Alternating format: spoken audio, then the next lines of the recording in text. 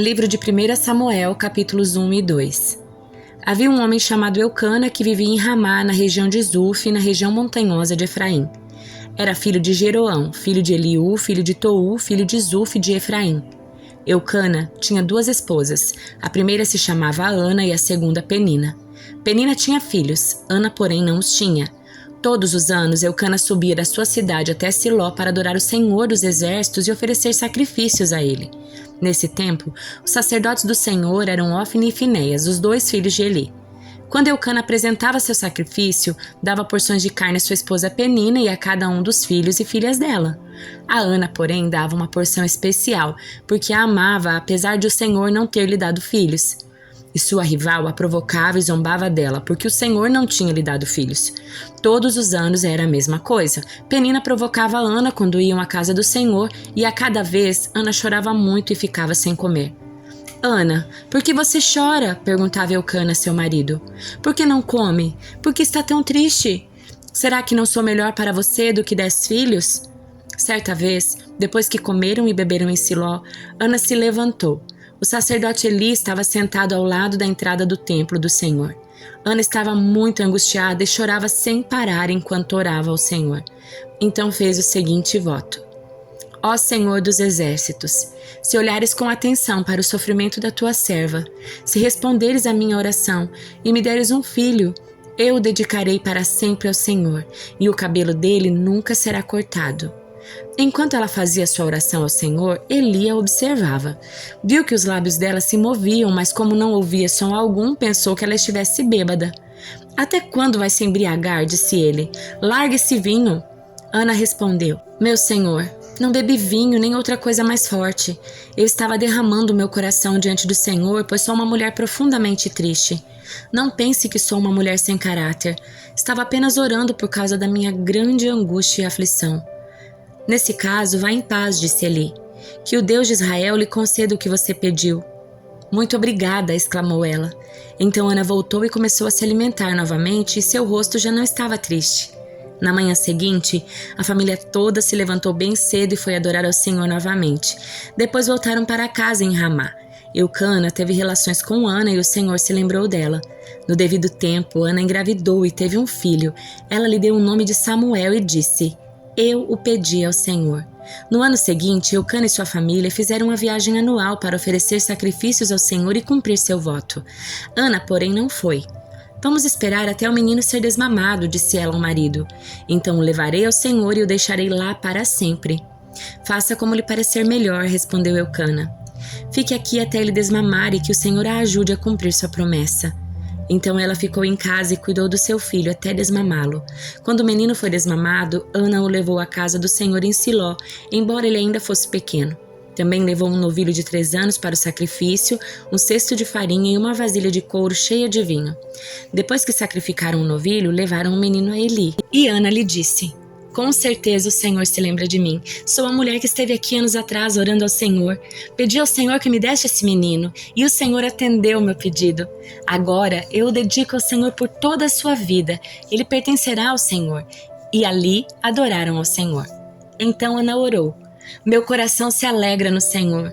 O Senhor me fortaleceu. Agora dou risada dos meus inimigos. Sim, eu me alegro porque me libertaste. Ninguém é santo como o Senhor. Não há outro além de ti, não há rocha como nosso Deus. Deixem de ser tão orgulhosos e soberbos. Não falem com tamanha arrogância, pois o Senhor é um Deus que tudo sabe. Ele julgará as ações de todos. O arco dos poderosos foi quebrado e os que tropeçavam agora estão firmes. Os que tinham fartura de comida agora passam fome e os que passavam fome estão saciados. A mulher que não tinha filhos agora tem 7 e a que tinha muitos desfalece. O Senhor tira a vida e dá a vida, faz descer a sepultura e dela faz subir. O Senhor empobrece alguns e enriquece outros, humilha e também exalta. Levanta o pobre do pó e do monte de cinzas tira o necessitado. Coloca-os entre os príncipes e os faz sentar em lugares de honra. Ao Senhor pertencem os alicerces da terra e sobre eles firmou o mundo. Ele protegerá os fiéis, mas os perversos desaparecerão nas trevas, pois ninguém vencerá só pela força. Os que lutam contra o Senhor serão despedaçados, do céu ele troveja contra eles. O Senhor julga em toda a terra. Ele dá poder ao seu rei, concede força a seu ungido. Então, Eucana voltou para casa em Ramá, e o menino servia ao Senhor ajudando o sacerdote Eli. Os filhos de Eli eram homens perversos que não tinham nenhuma consideração pelo Senhor, nem por seus deveres de sacerdotes. Cada vez que alguém oferecia um sacrifício, vinha um servo do sacerdote com um garfo grande de 3 dentes. Enquanto a carne do animal sacrificado ainda estava cozinhando, o servo colocava o garfo na panela, no tacho ou no caldeirão, e exigia que tudo que viesse com o garfo fosse entregue aos filhos de Eli. Assim, eles tratavam todos os israelitas que iam adorar em Siló. Às vezes, o servo chegava antes mesmo que a gordura do animal fosse queimada no altar, exigindo: não dê a carne cozida, mas sim a carne crua para que o sacerdote a asse. Se o homem que oferecia o sacrifício dizia: leve quanto quiser, mas antes é preciso queimar a gordura, o servo retrucava: não, entregue a carne agora ou eu a tomarei à força. O pecado desses homens era muito sério aos olhos do Senhor, pois eles tratavam com desprezo as ofertas para o Senhor. Samuel, porém, embora ainda fosse apenas um menino, servia ao Senhor. Ele usava uma veste de linho semelhante à do sacerdote. Cada ano, sua mãe lhe fazia uma pequena túnica e a levava quando ia com o marido oferecer sacrifício anual. Antes de Eucana e sua esposa voltarem para casa, Eli os abençoava e dizia: que o Senhor lhes dê outros filhos em lugar deste que foi dedicado ao Senhor. E o Senhor abençoou Ana, e ela engravidou e deu à luz 3 filhos e 2 filhas. Enquanto isso, Samuel crescia na presença do Senhor. Ele já estava muito idoso, mas sabia o que os seus filhos faziam ao povo de Israel e que eles seduziam as moças que serviam junto à entrada da tenda do encontro. Por isso lhes disse: ouvi de todo o povo o mal que vocês praticam. Por que continuam a agir assim? Parem com isso, meus filhos. Não são bons os comentários que escuto entre o povo do Senhor. Se alguém peca contra outra pessoa, Deus pode intervir em seu favor. Mas se alguém peca contra o Senhor, quem poderá interceder? Contudo, os filhos de Eli não deram atenção ao pai, pois o Senhor já havia decidido matá-los.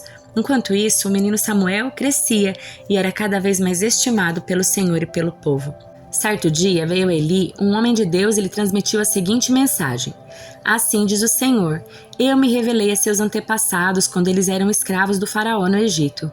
Escolhi seus antepassados dentre todas as tribos de Israel para serem meus sacerdotes, oferecerem sacrifícios sobre o meu altar, queimarem incenso e usarem o colete sacerdotal em minha presença.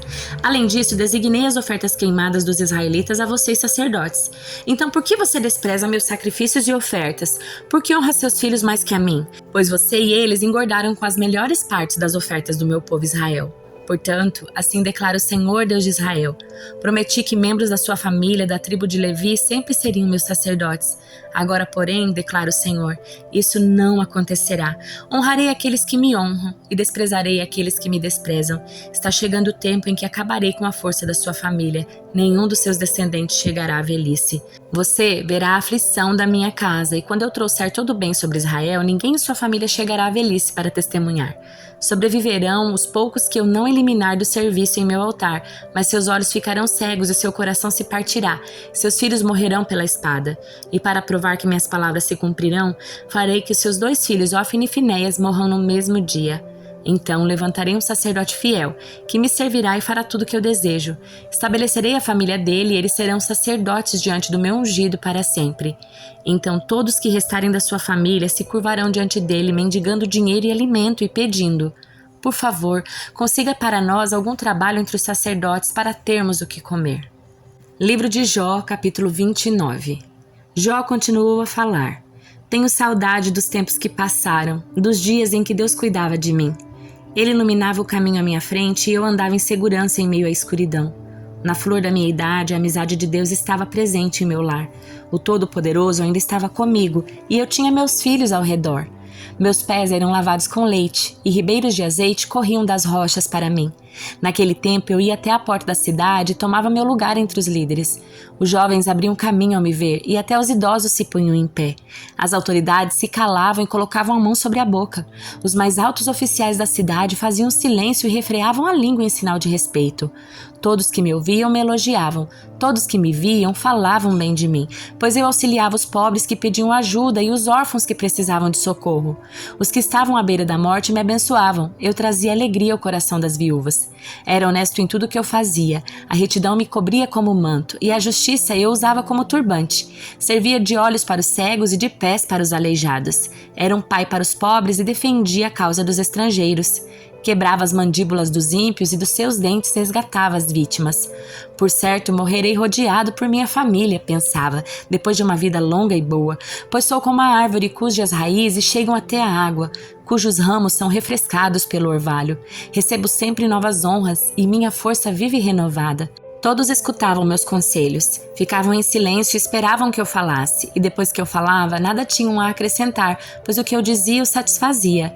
Esperavam minhas palavras como quem espera a chuva, bebiam-nas como chuva de primavera. Quando estavam desanimados, eu sorria para eles, valorizavam meu olhar de aprovação. Como um líder, eu lhes dizia o que fazer. Vivia como rei entre suas tropas e consolava os que choravam.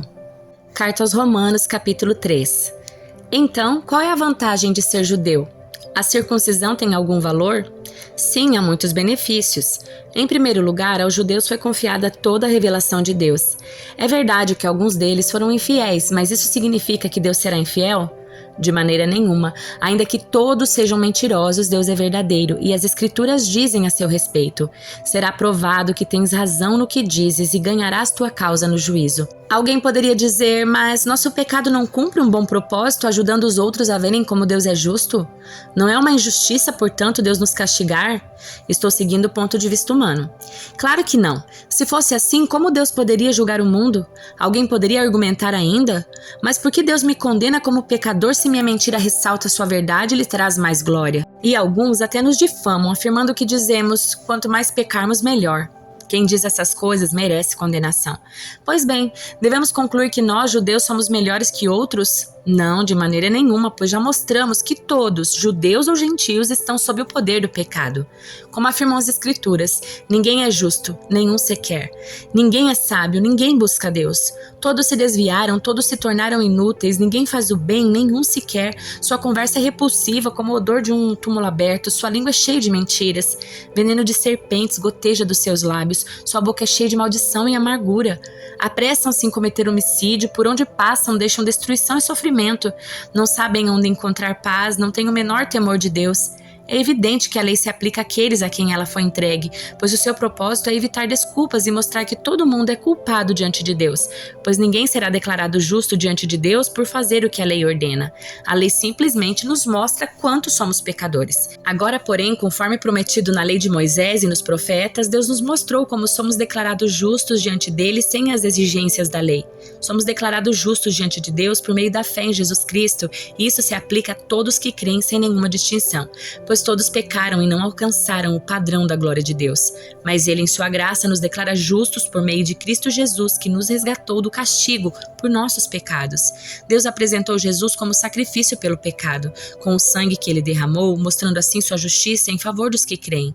No passado, Ele se conteve e não castigou os pecados antes cometidos, pois planejava revelar sua justiça no tempo presente. Com isso, Deus se mostrou justo, condenando o pecado e justificador, declarando justo o pecador que crê em Jesus. Podemos então nos vangloriar de ter feito algo para sermos aceitos por Deus? Não, pois a nossa absolvição não vem pela obediência à lei, mas pela fé. Portanto, somos declarados justos por meio da fé e não pela obediência à lei. Afinal, Deus é Deus apenas dos judeus? Não é também Deus dos gentios? Claro que sim. Existe um só Deus e Ele declara justos, tanto judeus como gentios, somente pela fé. Então, se enfatizamos a fé, quer dizer que podemos abolir a lei? Claro que não. Na realidade, é só quando temos fé que cumprimos verdadeiramente a lei.